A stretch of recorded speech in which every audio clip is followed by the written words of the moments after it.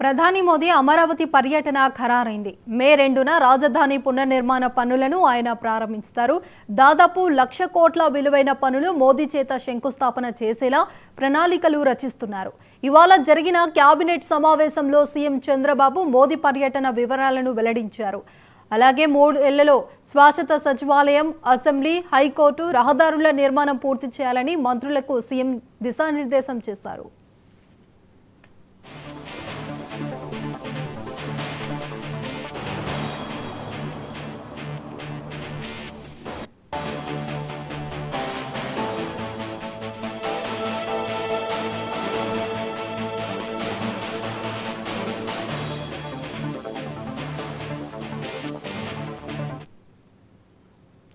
ప్రధాని మోదీ అమరావతి పర్యటన ఖరారైంది. మే 2న రాజధాని నిర్మాణ పనులను ఆయన ప్రారంభించారు.